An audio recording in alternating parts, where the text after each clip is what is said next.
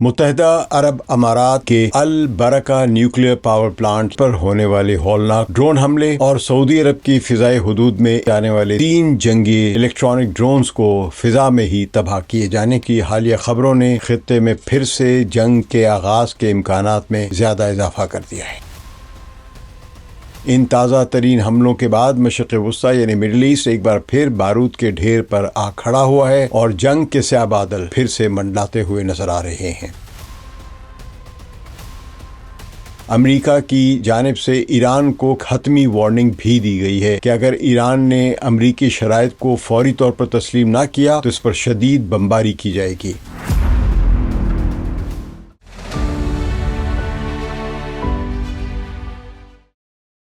ثقلین امام کا سلام قبول کیجیے۔ متحدہ عرب امارات یعنی UAE کے البرکہ نیوکلیئر پاور پلانٹ یعنی ایٹمی بجلی گھر پر ہونے والے ہولناک ڈرون حملے اور سعودی عرب کی فضائی حدود میں عراق کی طرف سے آنے والے 3 جنگی الیکٹرانک ڈرونز کو فضا میں ہی تباہ کیے جانے کے کائنیٹک ایکشن یعنی براہ راست فوجی کارروائیوں کی حالیہ خبروں نے خطے میں پھر سے جنگ کے آغاز کے امکانات میں کافی زیادہ اضافہ کر دیا ہے۔ ان تازہ ترین حملوں کے بعد مشرق وسطیٰ یعنی مڈل ایسٹ ایک بار پھر بارود کے ڈھیر پر آ کھڑا ہوا ہے اور جنگ کے سیاہ بادل پھر سے منڈلاتے ہوئے نظر آ رہے ہیں،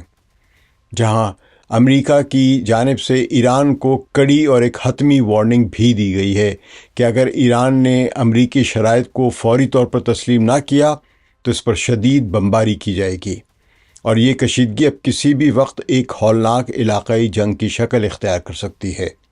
متحدہ عرب امارات کے حکام نے تصدیق کی ہے کہ ابوظہبی میں واقع اس حساس ترین نیوکلیئر پاور پلانٹ پر اتوار کی صبح ایک سوئسائیڈل ڈرون یعنی خودکش ڈرون آ کر ٹکرایا، جس کے وہاں ٹکرانے کے بعد ایک بڑے حصے میں آگ بھڑک اٹھی اور فائر فائٹرز یعنی آگ بجھانے والے عملے کو کئی گھنٹوں کی جدوجہد کے بعد اس پر قابو پانا پڑا۔ اگرچہ اماراتی اٹامک انرجی کارپوریشن کا کہنا ہے کہ ری ایکٹر کو کوئی نقصان نہیں پہنچا، لیکن اس فوجی ایکشن یا اس حملے نے خلیجی ممالک کی سیکیورٹی کی کمزوریوں کو بے نقاب کر دیا ہے۔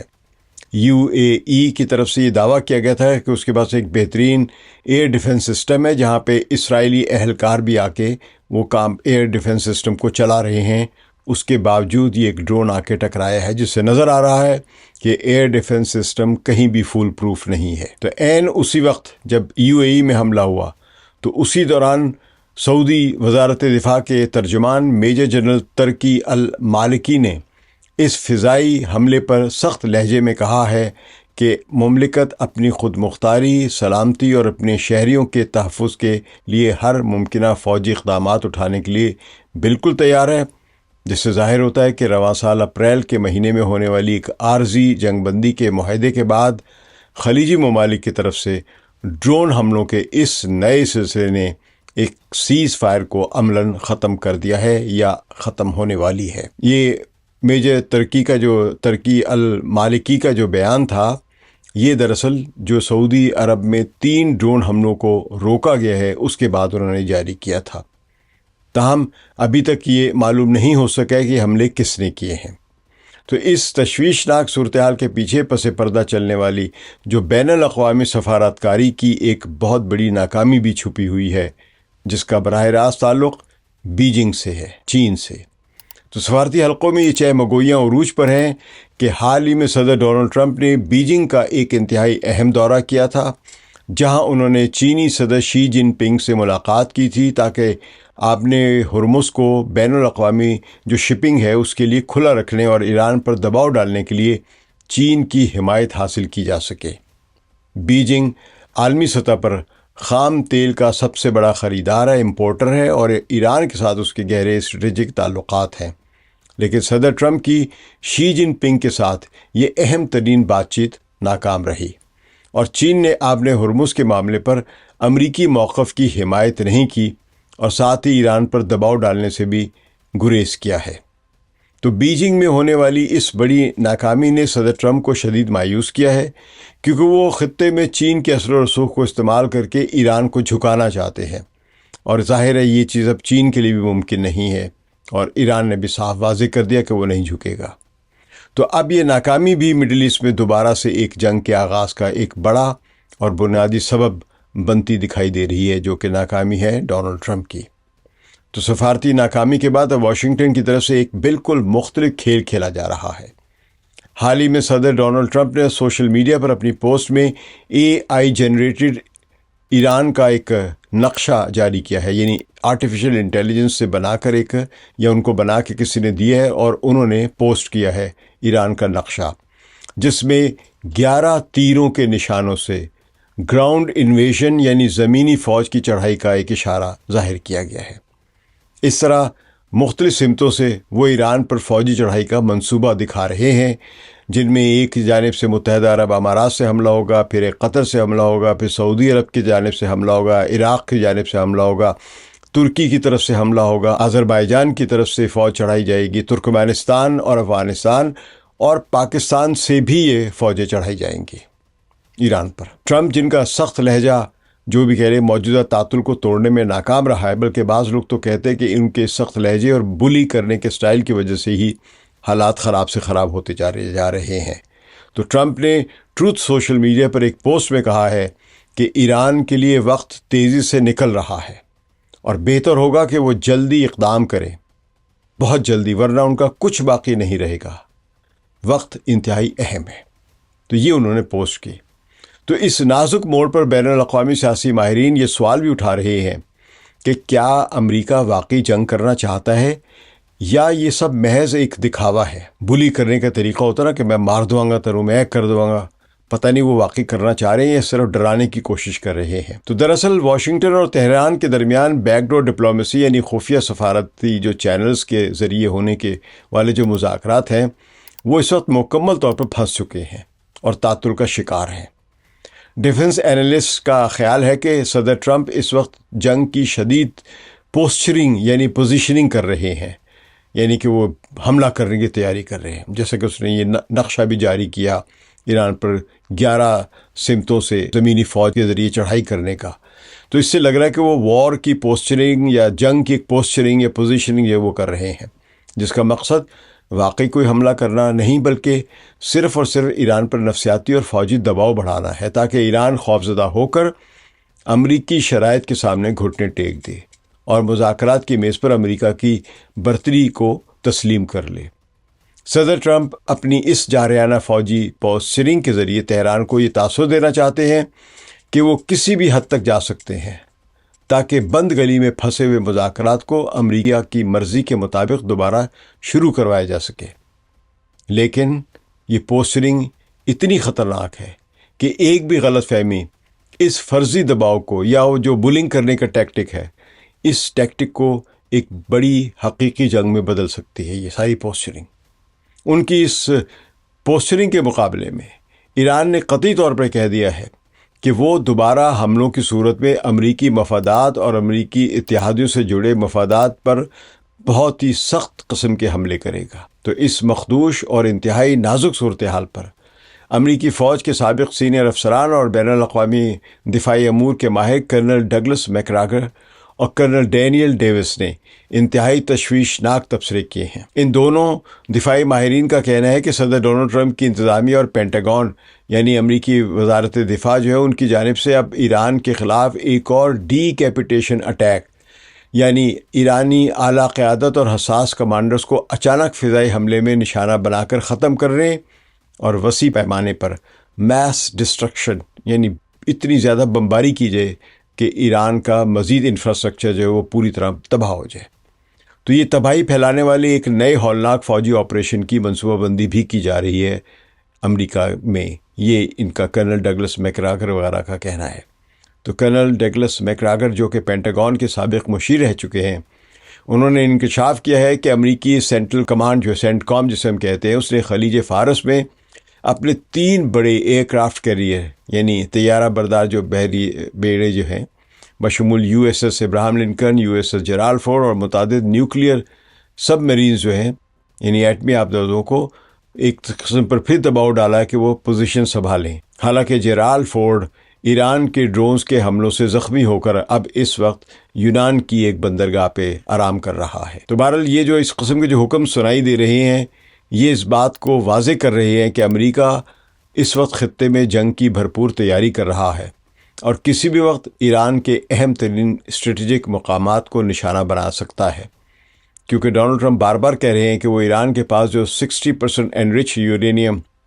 یا 20% انرچ یورینیم جو ہے اس کو حاصل کریں گے۔ تو اس کا مطلب ہے وہ کسی بڑے فوجی آپریشن کے بارے میں ایک غور و فکر کر رہے ہیں یا اس کی منصوبہ بندی کر رہے ہیں، اور اب یہ سوچ رہے ہیں کہ یہ حملہ کیا جائے، کب کیا جائے، کس طرح کیا جائے۔ تو دوسری طرف ایران بھی اب کسی صورت پیچھے ہٹنے کو تیار نہیں ہے، اور اس نے اپنی جو ڈیفنس اسٹریٹجی اس کو انتہائی جارحانہ بنا لیا ہے۔ نہ صرف مغربی خفیہ اداروں کے ذرائع بلکہ خود ایرانی پاسداران انقلاب جو ہیں یعنی IRGC کے سینئر کمانڈر جو ہیں اور تہران کے جو سرکاری میڈیا ہے اس کا کہنا ہے کہ ایرانی مسلح افواج کسی بھی دوسرے امریکی حملے کا منہ توڑ جواب دینے کے لیے بھرپور طریقے سے تیار ہے۔ ایرانی سپریم نیشنل سیکیورٹی کونسل یعنی قومی سلامتی کی جو اعلیٰ کونسل ہے اس کے قریبی ذرائع کے مطابق جو میڈیا میں لیک ہوئی ہیں باتیں، ایران نے ملک بھر میں زیر زمین بنے ہوئے میزائل شہروں کو، یہ جو ان کی میزائل سٹیز تھے، ان کے دروازے کھول دیے ہیں اور اپنے سینکڑوں بیلسٹک میزائل جن میں خرم شہر 4، فتح، ہائپرسونک میزائل وغیرہ جو ہے ان کو لانچنگ پوزیشن پر لا کر ہائی الرٹ کر دیا گیا ہے۔ یعنی اگر ذرا حملہ ہوا اسرائیل یا امریکہ کی جانب سے ایران پر تو ایران بھرپور پھر جواب دے گا۔ ایرانی پریس کے مطابق اگر امریکہ نے کوئی بھی کائنیٹک ایکشن یعنی فوجی کارروائی کی تو ایران کے پاس اتنی بڑی تعداد میں خودکش ڈرونز اور پریسیشن گائیڈڈ میزائلز موجود ہیں کہ وہ خطے میں موجود تمام امریکی مفادات سے جڑی تنصیبات اور اس کے اتحادیوں کو بیک وقت نشانہ بنا سکتے ہیں۔ تو اس تشویشناک ماحول میں خطے کے دیگر ممالک بھی اب خوف زدہ ہیں اور سیکیورٹی بحران کا شکار ہیں، اور انہوں نے اپنی اپنی سرحدوں پر ہنگامی اقدامات شروع کر دیے ہیں۔ عراقی انٹیلیجنس کی جو ہے یعنی ان کی جو خفیہ ایجنسی کی رپورٹوں کے مطابق عراق کے اندر موجود مزاحمتی گروپس جنہیں اسلامک ریزسٹنس ان عراق یعنی عراق کی اسلامی مزاحمت کہا جاتا ہے،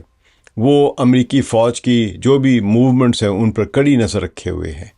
اور انہی گروپس کی جانب سے سعودی عرب اور UAE پر حالیہ ڈرون حملے کیے گئے ہیں، یہ اندازہ لگایا جا رہا ہے، جس نے بغداد حکومت کو شدید سفارتی دباؤ میں ڈال دیا ہے۔ ادھر اسرائیل کی فوج نے اپنے آئرن ڈوم اور ایرو 3 میزائل ڈیفنس سسٹم کو 24 گھنٹے ہائی الرٹ پر رکھا ہوا ہے، کیونکہ اسرائیلی وزیر اعظم نتن یاہو کا کہنا ہے کہ اگر امریکہ اور ایران کی براہ راست جنگ چھڑتی ہے تو ایران کی طرف سے اسرائیل پر لبنان کی حزب اللہ اور یمن کے حوثیوں یعنی انصار اللہ کے ذریعے بیک وقت ہزاروں راکٹوں کی برسات کی جا سکتی ہے۔ اردن اور کویت نے بھی اپنی فضائی حدود کی نگرانی سخت کر دی ہے، کیونکہ انہیں ڈر ہے کہ ان کا آسمان ایک بار پھر امریکی اور ایرانی میزائلوں کی زد میں آئے گا، جس سے ان ملکوں کی اہم تنصیبات نشانہ بنیں گی۔ بہرحال اس دوران پاکستان کی کوششیں بھی جاری ہیں کہ وہ امریکہ اور پاکستان کے درمیان مذاکرات کا ٹوٹا ہوا سلسلہ بحال کرے۔ اسی سلسلے میں پاکستان کے وزیر داخلہ محسن نقوی تہران گئے ہیں، جہاں پہ غالباً انہوں نے امریکہ کی تجاویز جو ہیں جو ایران کے جواب میں جو جواب آیا ہے وہ وہاں پہنچایا ہے۔ تو ابھی یہ دیکھتے ہیں ایران کا کیا رد عمل ہے، لیکن امریکہ کی جو بھی شرائط آ رہی ہیں وہ ایران کے لیے ناقابل قبول ہے، اور جو ایران نے اپنی شرائط رکھی ہیں وہ امریکہ کے لیے ناقابل قبول ہے۔ تو اس کا مطلب ہے کہ ابھی دونوں کے درمیان کوئی برف پگھلتی نظر نہیں آ رہی ہے۔ مگر خود امریکی قیادت میں اس وقت دو دھڑے ہیں۔ ایک جنگ روک کر واپس نکلنا چاہتا ہے کہ یہ جنگ جو تھی مکمل طور پر اسٹریٹجکلی غلط تھی، اس کی پلاننگ صحیح نہیں تھی، اس میں وے آؤٹ ہی نہیں تھا، باہر نکلنے کا رستہ ہی نہیں تھا، تو اس لیے اس کو یہیں پہ ختم کر کے باہر نکلا جائے۔ جبکہ دوسرا دھڑا سمجھتا ہے کہ ایران اس جنگ کو منطقی انجام تک لے جائے، یعنی ایران پر دوبارہ حملے کرے اور زمینی کارروائی بھی شروع کر دے، یعنی اپنی زمینی فوج بھی بھیجے ایران پر قبضہ کرنے کے لیے، خرگ آئلینڈ پہ یا اپنے ہرمز پہ یا کہیں اور بھی۔ تو بہرحال یہ خواب سب لوگ دیکھ رہے ہیں۔ تو تباہی کے اس دہانے پر کھڑے ہو کر اگر واشنگٹن انتظامیہ 28 فروری 2026 کو ایران پر کیے گئے اپنے پہلے بڑے حملے کے بھیانک نتائج سے سبق سیکھنے میں ناکام رہی تو اس بار دنیا کو اس سے بھی بڑی قیمت چکانی پڑے گی اگر وہ دوبارہ جنگ شروع کرتا ہے امریکہ۔ 28 فروری کے اس بدنام زمانہ امریکی حملے میں اور انتہائی شکست خوردہ حملے میں اگرچہ ایران کے کچھ فوجی انفراسٹرکچر کو نقصان پہنچا، شہری عمارتیں بھی تباہ ہوئی، ہاسپٹل بھی تباہ ہوئے، اسکول بھی تباہ ہوئے ہیں، لیکن اس کے جواب میں ایران نے بحیرہ عرب اور خلیج عمان میں امریکی بحری جہازوں پر جو جوابی حملے کیے ہیں اس نے پینٹاگون کو بھی حیران کر دیا، اسرائیل کو بھی حیران کر دیا۔ اور اب اگر امریکہ نے دوبارہ وہی حماقت دہرائی تو اس بار ایران آبِ ہرمز کو، جو کہ عالمی تجارت اور پیٹرولیم کی سپلائی کا سب سے بڑا اور حساس ترین سمندری راستہ ہے، اسے مکمل طور پر بلاک کر دے گا، کیونکہ جنگ کی صورت میں کوئی بھی ملک جو ہے وہ اپنے سامنے کے آبنائے کو یا اپنے سامنے کے سمندر کو عام شپنگ کے لیے بھی بند کر سکتا ہے۔ اب یہ سب کو سمجھ میں آ گئی یہ بات۔ تو انرجی انفارمیشن ایڈمنسٹریشن جو ہے، یعنی جو عالمی توانائی کے معلوماتی ادارے کے اعداد و شمار کے مطابق دنیا بھر کے خام تیل کا تقریباً 20% حصہ اسی آبنائے ہرمز سے گزرتا ہے، اور اگر یہ راستہ مزید دیر تک بند رہتا ہے تو دنیا بھر کو ہونے والے خام تیل اور گیس کی سپلائی ہے اس میں آنے والے کئی مہینوں تک مکمل طور پر معطل ہو کر رہ جائے گی، جس کا دنیا کے پاس اب کوئی متبادل راستہ بھی موجود نہیں ہے۔ 28 فروری کے بعد جب آبِ ہرمز سے تیل کی سپلائی رکی ہے، معطل ہوئی ہے، تو اس وقت دنیا بھر کے پاس اسٹریٹجک آئل ریزروز موجود تھے، ایک ذخیرہ موجود تھا تیل کا، جس کو ریلیز کر کے حالات کو کسی حد تک قابو پانے کی کوشش کی گئی۔ اگرچہ تیل کی قیمت جو ہے وہ جنگ کے پہلے کے دنوں سے لے کے اب تک 60 سے 70% اس میں اضافہ ہو چکا ہے، لیکن اب اگر جنگ دوبارہ شروع ہوتی ہے اور آبِ ہرمز سے تیل کی سپلائی بالکل ہی معطل ہو جاتی ہے، تو اب یہ رکھیے کہ جو اب تک شپ سمندر میں تھے وہ استعمال ہو چکے ہوئے ہیں، اور جو اسٹریٹجک آئل ریزروز امریکہ اور دوسرے یورپی ممالک نے جو جاری کیا تھا وہ بھی اب استعمال ہو چکا ہوا ہے۔ تو اب کی دفعہ اگر جنگ ہوتی ہے تو حالات بڑے ہی زیادہ خراب ہوں گے۔ تو خام تیل اور LNG یعنی مائع قدرتی گیس کی سپلائی مزید کچھ عرصے کے لیے معطل ہونے کا سیدھا نتیجہ یہ نکلے گا کہ پوری دنیا ایک بدترین معاشی بحران اور ایک عظیم اقتصادی کساد بازاری یعنی گریٹ ڈپریشن کا شکار ہو جائے گی، جس کی مثال گزشتہ 1 صدی میں نہیں ملتی ہے۔ رائٹرز کے تازہ ترین ایک تجزیے کے مطابق ایران کے ساتھ امریکہ اور اسرائیل کی جنگ کے باعث دنیا بھر کی کمپنیوں کو پہلے ہی کم از کم $25 ارب کا نقصان ہو چکا ہوا ہے، اور یہ نقصانات میں مسلسل اضافہ ہو رہا ہے۔ بین الاقوامی مالیاتی فنڈ IMF کے ماہرین جو ہیں ان کے مطابق پہلے ہی انہوں نے خبردار کر رکھ دیا ہے کہ مڈل ایسٹ میں فل سکیل وار یعنی مکمل جنگ اگر دوبارہ ہوتی ہے تو کروڈ آئل کی قیمتیں $200 فی بیرل سے اوپر جا سکتی ہیں، جس سے عالمی سپلائی چین یعنی اشیاء کی سپلائی کا نظام مکمل طور پر ڈھہ جائے گا، تباہ ہو جائے گا۔ تو دنیا کے تمام صنعتی ممالک جیسے کہ چین، جاپان، جرمنی اور انڈیا کی معیشتیں ایندھن کی شدید تنگی کے باعث، اس کی شارٹیج کے باعث رک جائیں گی، اور عالمی اسٹاک مارکیٹس چند ہی دنوں میں اربوں ڈالرز کے نقصان کے ساتھ کریش کر جائے گی، جس سے کروڑوں لوگ بے روزگار ہو جائیں گے، اور افراط زر یعنی مہنگائی کی ایک ایسی لہر آئے گی جسے قابو کرنا کسی بھی حکومت کے بس میں نہیں رہے گا۔ اس معاشی تباہی کا سب سے بڑا جھٹکا کہہ لیں خود امریکہ کو لگے گا، جہاں پیٹرول اور گیس کی قیمتیں اس حد تک آسمان کو چھونے لگیں گی کہ عام شہری جو ہیں امریکہ کے، ان کی زندگی مکمل طور پر ڈسرپٹ ہو کر رہ جائے گی۔ امریکہ کے اندر گیسولین یعنی پیٹرول وغیرہ کی قیمتیں جو ہیں وہ $10 سے $12 فی گیلن تک پہنچ سکتی ہیں، جس کی وجہ سے ٹرانسپورٹیشن کے اخراجات میں 500% تک اضافہ ہو جائے گا، اور سپر مارکیٹوں میں کھانے پینے کی اشیاء عام امریکی کی پہنچ سے ہی دور ہو جائیں گی۔ تو امریکہ کے جو فیڈرل ریزرو بینک ہے، جو ان کا ایک مرکزی بینک ہے، وہ مہنگائی روکنے کے لیے شرح سود میں اس کو بے پناہ اضافہ کرنا پڑے گا۔ جب اس طرح حالات خراب ہوں گے تو اس سے امریکی بینکنگ سسٹم بیٹھ جائے گا، اور جو امریکہ کا پبلک ڈیٹ ہے یعنی جو عوامی قرضوں کا بوجھ ہے جو پہلے ہی $29 ٹریلین تک پہنچ چکے، وہ ملکی معیشت کو دیوالیے کی طرف دھکیل دے گا۔ اس لیے اب یہ فیصلہ عالمی طاقتوں خصوصاً واشنگٹن کے ہاتھ میں ہے کہ وہ خطے کو تباہی کی طرف دھکیلنا چاہتے ہیں یا عقل و دانش مندی کا راستہ اختیار کرتے ہیں۔ ہم دیکھتے ہیں کہ اگلے چند دن خاموشی سے گزر جاتے ہیں، سفارت کاری میں کوئی بڑھوتی ہوتی ہے، یا ہم دوبارہ جنگ کی آد میں کودتا ہوا امریکہ اور مشرق وسطیٰ دیکھتے ہیں۔ شکریہ۔ ثقلین امام کو اجازت دیجیے۔ خدا حافظ۔